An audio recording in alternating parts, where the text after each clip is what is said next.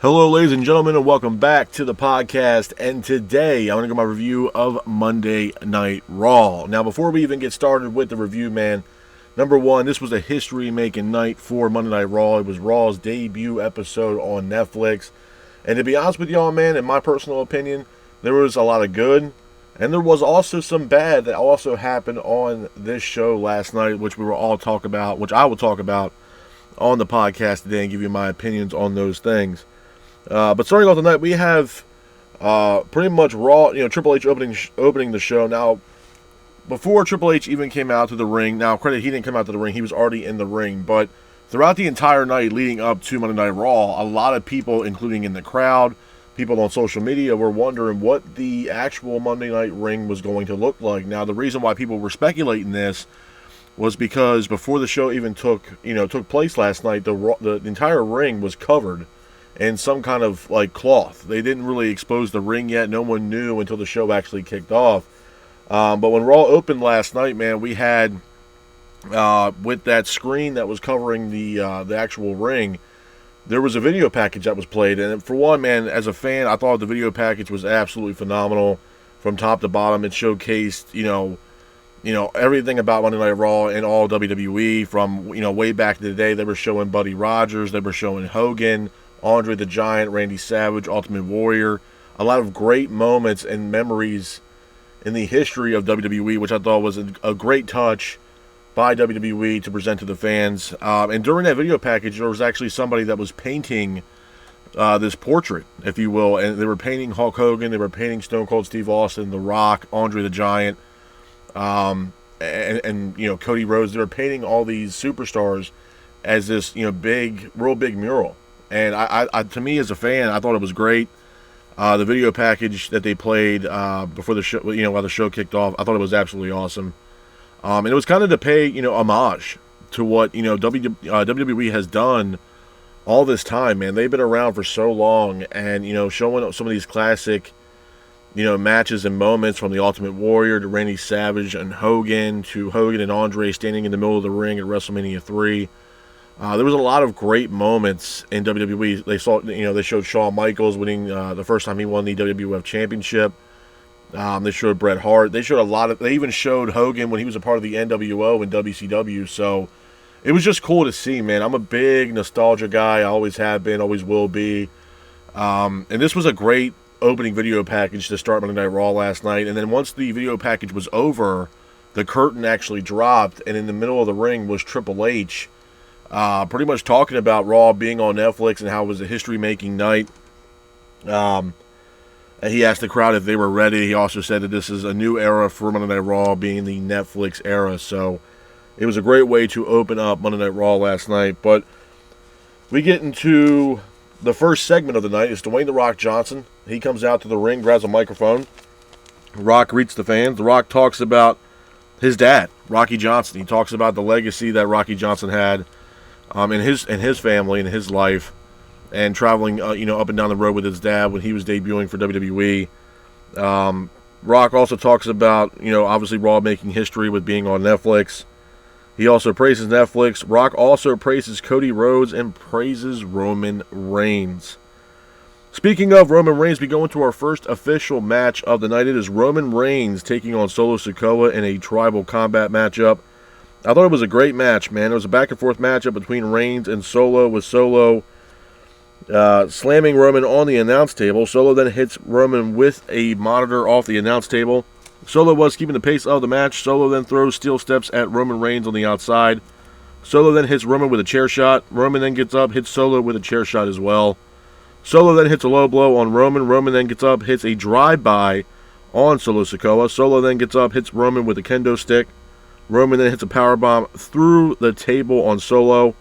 Tama Tonga is here. Tama then pulls out the referee. Fatu then comes out to the ring to attack Roman. Fatu then hits a moonsault off the top rope on Roman Reigns. Solo then hits a Samoan spike on Roman for a near fall. Solo then attacks the referee by hitting a Samoan spike on the ref. Referee is taken out. Sami Zayn music hits. Zayn and Jimmy come out to the ring to save Roman. Zayn and Jimmy then attack Fatu, Tama, and Solo. Roman then hits a spear on Solo for a near fall. Owens then comes out to the ring, attacks Roman. Cody Rhodes is here. Rhodes and Owens then both exchange in the middle of the ring with Rhodes hitting a cutter on Owens. Roman then hits another spear on Solo Sikoa in the middle of the ring. Roman then hits another spear again, pins for the 3, and your winner of the match is Roman Reigns. After the match, you can see Paul Heyman handing over to Roman the Uofata. Rock comes out to the ring. Heyman then praises Roman Reigns. Rock then gives Roman, Paul gives Rock the Uofata. Rock then gives the Uofata to Roman Reigns. And Rock and Roman then both have a face-to-face in the middle of the ring as Roman Reigns celebrates, once again, being the tribal chief. Moving on from that, we have a John Cena segment. John Cena comes out to the ring. John talks about Raw on Netflix, says that this is the beginning of his farewell tour. This is it. This is John Cena's final year in WWE. John talks about his history that he's had in LA. John also talks about breaking the record possibly for becoming the 17-time World Heavyweight Champion. But he also says that it's been over 2,000 matches since the last time that he has won a match. John says that the 17-time champ most likely won't happen. And then Cena says that he is going to win the Royal Rumble. So it looks like Cena will be entering this year's Royal Rumble. Moving on from that, we go into our next match of the night. It's for the Women's World Title. It is Rhea Ripley taking on Liv Morgan. I thought it was a good match. Back and forth matchup between Ripley and Morgan, with Rhea and Liv both exchanging in the middle of the ring. Rhea then hits a powerbomb on Liv on the announce table. Liv then gets up, hits an enziguri on Rhea.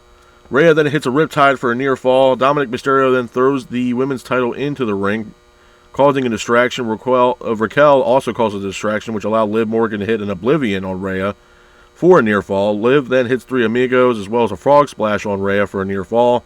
But Rhea somehow gets up, hits 2 riptides on Liv Morgan, pins for the 3, and your winner of the match and new WWE Women's World Champion is Rhea Ripley. After the match, Dominic Mysterio comes to the ring. Looks like he was going to hug Rhea. Rhea then drops the belt, and then Rhea hits a low blow on Dominic Mysterio. After that, Rhea walks down out of the ring, walks up towards the ramp, and all of a sudden we hear Undertaker's music hits. Taker comes out as the American Badass with the Harley.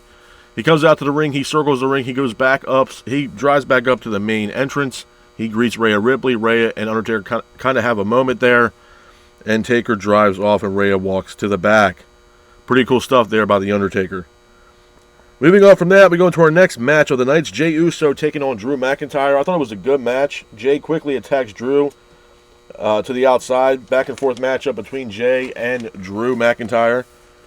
Drew then was keeping the pace of the match. Jey and Drew then both exchanged in the middle of the ring, with Jey hitting a powerbomb on Drew McIntyre. Drew then goes for a Claymore, but Jey counters it. Drew then hits a powerbomb on Jey for a near fall. McIntyre then hits a Future Shock DDT on Jey for a near fall, but Drew then goes for another Claymore, and Jey hits a spear to counter it for a near fall.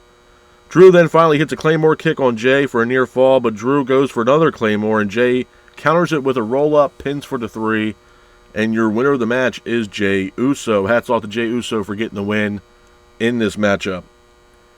Moving on from that, we have Hulk Hogan. Hulk Hogan comes out to the ring. He is standing on the stage with Jimmy Hart. He has a microphone in his hand. Hogan talks about him wrestling in WWE. He also, at the whole time he was talking, he was pretty much getting booed out of the arena, which I thought was absolutely hilarious. And then Hogan talks about Raw debuting on Netflix, and that it was going to be a historic night for Monday Night Raw. Moving on from that, we go into the main event of Monday Night Raw. It is Seth Rollins taking on CM Punk. I thought it was a great match, man. A back and forth matchup between Rollins and Punk, with Rollins and Punk both exchanging in the middle of the ring. Punk was trying to keep the pace of the match, but Rollins hits a GTS on Punk for a near fall. Rollins then goes for a foot stomp, but Punk gets out of the ring. Rollins then hits a pedigree on Punk on the announce table, as well as another pedigree in the middle of the ring for a near fall. Rollins then hits a foot stomp on Punk, but Punk gets up, hits 2 GTSs on Seth Rollins, pins for the 3, and your winner of the match is CM Punk. Hats off to CM Punk for getting the win in this matchup. A couple of things I want to talk about, man, when it pertains to Monday Night Raw before I get the hell up out of here. Number one, was it a good show? Yeah. I mentioned it earlier in the podcast that I thought the show was good. And the way that they built this show up, it almost seemed like Monday Night Raw was almost close to a PLE. I believe the show actually went about 3.5 hours last night for Raw, which, was pretty substantial time for Monday Night Raw, considering the fact that Raw is already 3 hours. But what I will say is this, the positives of the show, like I said, the opening of the show with the video package that was played, showing a little bit of nostalgia of WWE and the history of WWE, I thought was absolutely fantastic. Like I said before, I'm a huge fan of nostalgia, especially when it pertains to professional wrestling. And it was great, man. It was like a little bit of a trip going, down memory lane, seeing Andre, seeing Hogan, seeing Randy, seeing Shawn win the belt for the first time. I thought it was great. I thought the way that WWE put that together was absolutely fantastic. And then we get to see Triple H in the middle of the ring to greet the fans, letting them know that it's a new era for Monday Night Raw and WWE, with Raw being on Netflix. I thought it was a nice, a nice touch from Triple H to pretty much address the fans and talk about Raw on Netflix. As far as the aesthetics go, the way the show looked was phenomenal. From the lighting to the camera angles to the stage structure, I thought it was phenomenal. I thought it was absolutely great. I mean, if you were a fan that was in that arena that, last night, I don't think there was a bad seat in the house, man, to be honest with you. I mean, you had every single angle in that arena can watch these matches, man. The big Titantron that was shown above the ring, I mean, it was absolutely fantastic as far as the looks of what Monday Night Raw looked like last night. But there are a couple negatives I got to say about last night's show, too. I mean, if I'm being brutally honest with you guys, and I have been and always will be. Let's start with Dwayne "The Rock" Johnson. Number one, it was great to see The Rock. The Rock's a household name, obviously, for WWE. He's the chairman of the board. So he's going to be around WWE for a very long time. Obviously, WWE being partners with TKO. Rock is a big wig in WWE now. So, number one, was it great to see The Rock. Absolutely. The Rock had to be a part of this show. I firmly believe that. The Rock, like I said, is a household name. He's a global name, a global ambassador for the brand, for WWE. And, he's a well-known name, not only in the acting business, but as well as WWE. So it was great to see The Rock show up on WWE. But there was a couple of things about, The Rock being there that kind of pissed me off, to be honest with you. And to start, when Roman had the match with Solo, Rock said that, he's going to be watching that match closely. Whether he was ringside or backstage, he was going to be watching closely, which is great. Then when the match happened between Roman and Solo, you see, The Rock come out to the ring. He walks out down to the ring. He hands the Ulafala to Roman. They get face-to-face. Nothing really came from it. I was kind of hoping from that situation, just from that match, that I thought Rock was going to turn heel and stay a heel and attack Roman Reigns to possibly set up a matchup between, Rock and Roman at this year's WrestleMania. That did not happen.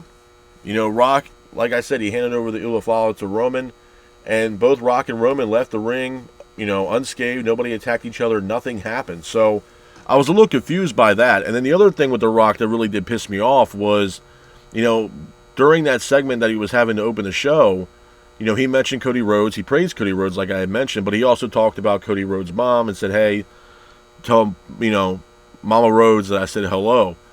And then, towards the end of the night, you see videos being played backstage where, The Rock and Cody are sharing a drink together like it's everything's all fine and dandy. This guy beat the shit out of you at last year's WrestleMania. He was whooping your ass leading up to WrestleMania last year, from the attack that he had outside where, Cody Rhodes' tour bus, to the WrestleMania matchup that he had, the tag team matchup where he was teaming up with Roman.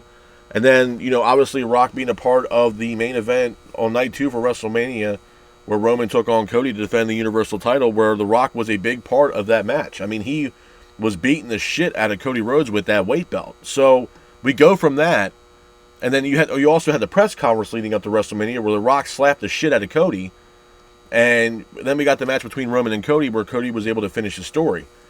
But my issue with this is like I said, you go from The Rock whooping your ass, slapping the shit out of you, everything else like that, and then here you are sharing a tequila shot with this guy backstage at last night's Monday Night Raw in the parking lot. To me, that kind of pissed me off, because it's like, whoa, you go from y'all hating each other, you guys having hostility, obviously that story's still yet to be unfinished, to, and The Rock doing what he did to Cody, to you guys now sharing a drink together.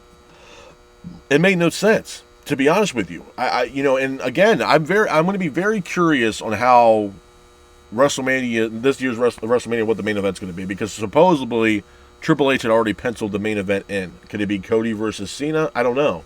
We're going to talk about Cena here in a second, but I was disappointed with the situation with The Rock, to be honest with you. I thought The Rock, was going to turn on Roman to set up a matchup between himself and Roman Reigns. I think that match would have sell itself. A lot of people, myself included, want to see a matchup between The Rock and Roman Reigns possibly at WrestleMania. I mean, hell, they could have had that at WrestleMania Night 1, to be honest with you. But nothing ever happened between Rock and Roman. They both, left the ring unscathed. Nobody was fighting each other. Nothing happened between Roman and The Rock. So there was a lot of confusion for me just between the Rock and Roman situation. And then we get to, like I said, the Cody Rhodes, where The Rock is praising Cody.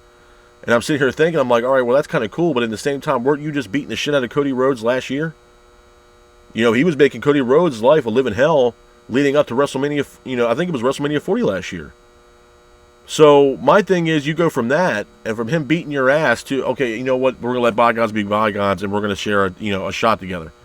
There was no end to that story, and my thing is, there's still some unfinished business there between The Rock and Cody Rhodes, if you ask me. And nothing's ever came of it. And not only that, the last time that we seen anything between The Rock and Cody is when The Rock came out, after Bad Blood, when Cody was teaming up with Roman, and you see The Rock come out, he's on the stage, he's counting 1, 2, 3, and then the show ends. So, what was the purpose of that, number one? And two, I'm not understanding, you went from y'all hating each other and then Rock beating the shit out of Cody, now you guys are best friends, you guys are sharing shots backstage and all this other shit and let bygones be bygones. That story's yet to be unfinished, to be honest with you. So I don't know, that I'm not understanding at all. The other thing I want to talk about is Jey Uso and Drew McIntyre. A lot of people that I talked to, and myself included, were actually very disappointed in this matchup. And there's a reason why. I'm a huge fan of Jey Uso. I think I mentioned this a lot about Jey, when Jey won the Intercontinental title, Jey Uso has done a lot and he has busted his ass to get to the main event spot, and Jey Uso's doing a hell of a job by doing so. He's a main eventer. I know it says it in his little theme song and all that, but he is a main event talent. Jey Uso has done fantastic things. He's immensely over right now as a babyface. And he's done a fantastic job, man. He's doing a great job, being in the main event scene. Now, credit, I knew the matchup was going to happen between himself and Drew. Obviously, it was already announced, I think a week prior, that it was going to be Jey Uso taking on Drew McIntyre, because Drew McIntyre is slowly trying to destroy everything about the original Bloodline and everybody that was involved in the original Bloodline and War Games, whether it be not Cody Rhodes, whether it be Sami Zayn, Jimmy, Jay, CM Punk, possibly even Roman Reigns. But the way the match went, to me, it was just, it fell flat. It was stale. Jay gets the win on a roll-up? That's bullshit. Am I happy that Jay won? Yeah. But I wanted Jay to win, by hitting, the spear. A clear-cut win. And now it's like, okay, well, you won the match on the roll-up. So the question that I have now is now that the match is over, what's going to be next for Drew McIntyre? Because, you saw what happened on SmackDown when Drew McIntyre showed up. He was face-to-face with Cody Rhodes, and then he told Cody Rhodes, hey, watch your back. And then, bam, here we have Kevin Owens attacking Cody Rhodes from behind. Is Drew McIntyre and Kevin Owens possibly working together? And could this possibly be a new stable here with Drew McIntyre and Kevin Owens? But as far as the Jey Uso-Drew McIntyre match, I was a little disappointed, man. I wanted Jey to win decisively. I really did. Not on a roll-up. I didn't want it to be some kind of bullshit finish on a roll-up, and that's exactly what we got. So when the match was over, I was like, man, the match kind of fell flat, in my honest opinion. And I'm a big fan of Jey Uso. I think Jay's great. I think Drew's great. But the match itself kind of just fell flat on its face, to be honest with you. The other thing I want to talk about, honestly, and the big elephant in the room, is John Cena. John Cena, obviously he came back to Raw last night. He's beginning his farewell tour. It was, as I talked about for many, many months, that John was going to retire in 2025. With that being said, obviously he greeted the fans. He said that he had a lot of history in LA, and they were in LA last night. But again, John announced that he wants to win the Royal Rumble. It's going to be a tall task for John. Obviously John, he did admit that he has not won a match, and he hasn't won a match in over 2,000 matches. Since the last time that he has won a singles match. So it's going to be a tall task for John. And John really hasn't been in the wrestling capacity in ring-wise for quite a while. So, it's going to be, especially if they're going to give this first match at the Rumble, you got, 29 other superstars that you're going to have to go through to hopefully get a chance to win the Royal Rumble and get your WrestleMania spot against, whatever world champion you decide to choose, whether it's the World Heavyweight title or the WWE Universal Championship. It's going to be a tall tale task for John. But with that being said, was I disappointed in it? No. I think, you see, the problem with, I think a lot of people have that I don't, is John he is one of the GOATs, bro. I mean, he is a household name for WWE. He always has been, he always will be. And, being the fact that he's a 16-time World Heavyweight Champion, I mean, he is one match shy of breaking that record, of being a 17-time World Champion, beating Ric Flair's record. That's a huge deal, man. That's a huge accomplishment if John Cena were to pull it off, because there will never ever be another wrestler like Ric Flair. Ric Flair is, if not one of the greatest of all time to ever step in the middle of the ring and lace up a pair of wrestling boots, man. Ric Flair is an absolute legend. But it's going to be an interesting 2025. And I told you guys this leading up to the Raw debut episode on Netflix. It's going to be one hell of a year for professional wrestling going into 2025 from both sides of the fence. Obviously, Monday Night Raw and the WWE and over in AEW. It's going to be absolutely insane. But I'm excited what's going to happen with John, to be honest with you. I think John, he's going to have one hell of a run on his farewell tour here in 2025. And who knows, bro, he might win the Rumble. If I had to predict what was going to happen as far as a main event possibility at WrestleMania, and I might have mentioned this in the past, and if I had to, I'll stay on this hill by myself. I think there should be a matchup at WrestleMania between Cody Rhodes and John Cena. For abundance of reasons. John was a company guy for WWE for a very long time. I mean, he carried that brand on his back. He did a hell of a job doing it. He was very successful in doing that. When you thought back in the day of WWE, one of the first names that popped up in your head was John Cena.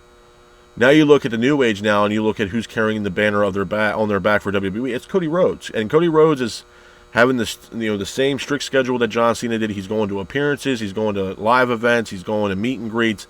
I mean, Cody Rhodes is really, really carrying this brand on his back, and he's doing whatever he can to keep the brand going. And I as far as a business standpoint and in-ring ability, I have all the respect in the world for Cody Rhodes. Cody Rhodes is a businessman, and he knows exactly what the hell he's doing. And to be honest with you, he's one of those guys that, you kind of would be stupid not to put the company on this guy's back, because Cody Rhodes is a workhorse, bro. And it's showing every single time he comes out to the ring, whether it be on Raw or SmackDown, cutting a promo or having a segment. Cody Rhodes is pro WWE, and I'm excited for it, man. Like I said, if I had to predict Cena's last match, it might be against Cody Rhodes. I know some people are saying no, they want CM Punk. We're going to see what happens, man. And we're going to talk about that here in a second, too, about CM Punk in the main event. But yeah, I'm excited for John, man. I think John's going to have a hell of a farewell tour.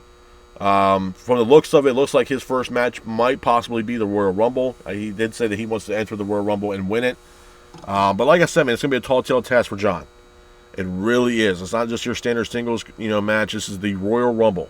You got 30 men coming out to that ring to try to win and get their main event spot at WrestleMania. So it is every man for themselves. So, I mean, for John, like I said, it's going to be interesting to see what John can do in the Royal Rumble.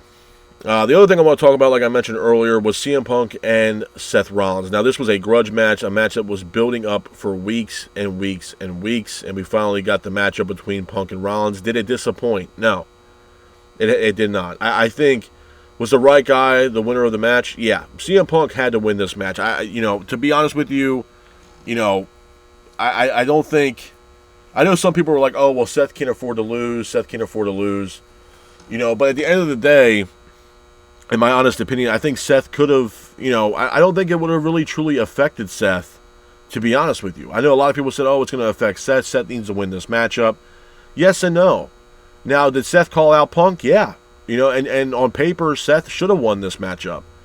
But it looks like WWE is pushing CM Punk to the moon. And they're putting a lot of faith back in Phil Brooks. And I think the other issue, not saying Seth Rollins is not a household name. I'm not going to sit here and say that, because that's complete and utter bullshit. Seth Rollins is a household name.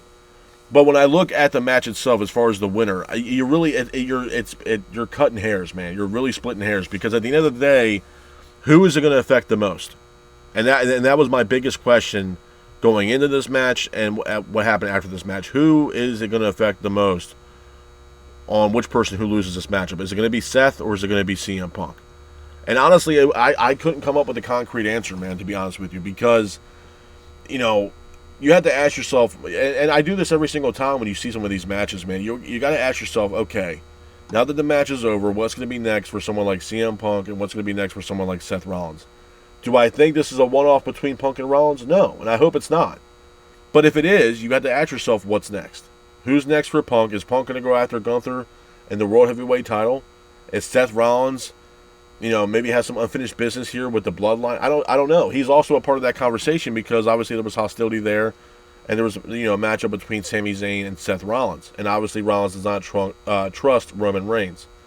So, you know, it begs the question, man, on what really is going to happen next moving forward for, you know, these men and women that have won these matches. It's the same thing with Rhea Ripley.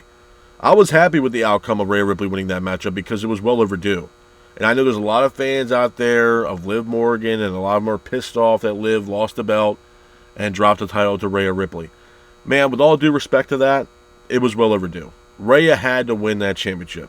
Absolutely. Because at that point, there was really nothing else left for Liv Morgan to do.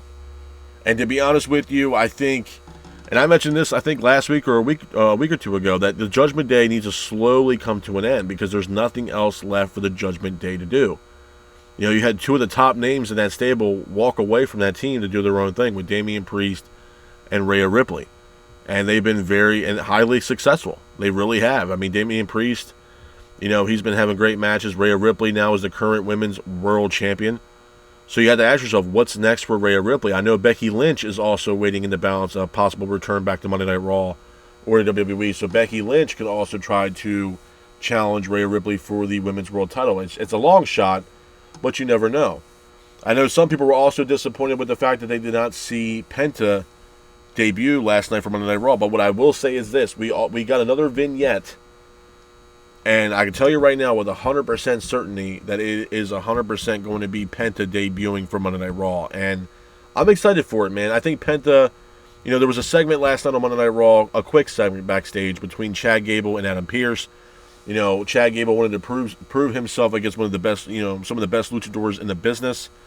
And Adam Pearce granted him his match. I believe it's going to happen next week on Raw, where Chad Gable will go up against a mystery luchador next week. Now, if I had to predict that mystery luchador is going to be none other than Penta, which I'm all for, man. I think Penta, when he comes into Monday Night Raw, I think he's going to shock a lot of people. From the entrance to the way they put Penta together, I mean, they can really strike iron when the iron's hot right now with Penta. And, yeah, I mentioned this multiple times, too. There's going to be some AEW elitists out there that are pissed off to no end that Penta left AEW to go over to WWE. I'm not, bro. I'm not in this for the tribalism shit. I'm just not. I look at the individual, whether it's men or women, and what's going to benefit them in their career. Because, unfortunately, this professional wrestling career doesn't last a lifetime. So, obviously, they want to make the best decisions for themselves and their families, and they have the option to do that now with both WWE and AEW. So, I'm all for it, man. And honestly, I don't think it's something that, oh, well, they went over to WWE and it destroyed their character, it destroyed, you know, what they did in the ring. Not really. Look what happened to Cody Rhodes. He's currently the Universal Champion. Look at Jade Cargill. You know what I mean? Like, it's not something that I think they're going to drop the ball with on Penta. Obviously, Penta is patiently waiting for Rey Fenix to be released out of his contract out of AEW. And once his contract's up, Phoenix is gone, man. He's gone, and he ain't looking back to AEW. Because he's got a lot of hostility with that company as well as Tony Khan. So there's no looking back for Rey Fenix to go back to AEW. And to be honest with you, I don't blame him. I really don't, because at the end of the day, they are the Lucha Bros, and they're one of the best tag teams in the world, but unfortunately with AEW, the tag team division, it kind of just dissolved, man. It's not what it used to be. I mean, back in the day, they had a phenomenal tag team division, and as of now, AEW really doesn't have that. So, you know, Penta's going to go over to WWE first. He's a free agent. He's going to start a little singles run or a tag team run in the foreseeable future until Phoenix is cleared and ready to come, you know, over to WWE. And they're going to change the game, man. They really are. I mean, look at the Motor City Machine Guns, bro. I mean, a lot of people, you know, were kind of apprehensive about bringing in Shelley and Sabin because of their age. Me personally, I thought they were going to NXT. That was the rumor that was speculated, that they were going to NXT to help out the younger talent, but that was not the case, and he went right to the main roster. This is the same thing with Penta, man. Penta, he's up there in age too, but again, this can also benefit Penta. Penta knows, bro. Penta, he knows that obviously his in-ring career is not going to last forever, and nobody's in-ring career lasts forever. So he wants to strike where the iron's hot, and I think, for him, it's going to be very beneficial for him to be on Raw, debuting possibly next week against Chad Gable, which I'm all for it. But like I said, man, at the end of the day, this was a show that, did it have its, disappointments? Yeah, and I mentioned what they were. Obviously, Jey Uso, Drew McIntyre, The Rock. Like I mentioned earlier, man, The Rock was the biggest disappointment, in my honest opinion, with as far as disappointments are concerned last night. It was great to see The Rock, but I was looking for a little bit more out of Dwayne The Rock Johnson than what we got. Because the last time we saw The Rock prior to last night was that Bad Blood, where he was just standing on the stage, looking on and staring down Cody Rhodes and Roman Reigns after the matchup that Roman and Rhodes had against Solo and Jacob Fatu, which we got no rebuttal from The Rock for what he was doing that night. And then we see Rock now with nothing. He didn't attack Roman. He didn't turn on Roman. He was backstage sharing shots with Cody Rhodes after, him beating the shit out of Cody Rhodes last year leading up to WrestleMania. So, it's just immense logic gaps, and I don't understand it. I don't get it. And who knows if we're going to see The Rock at this year's WrestleMania, because right now, the way it's looking at, it's a very good possibility that The Rock might not have a match at WrestleMania 40 this year, WrestleMania this year. So it's going to be a crazy year, man. And I think obviously, the road to WrestleMania is going to be absolutely insane. The road to WrestleMania starts around the Royal Rumble, which I'm definitely looking forward to. And like I said, man, it's going to be one hell of a year for WWE. But with that being said, this is my review of Monday Night Raw. I hope you guys are out there staying safe. Be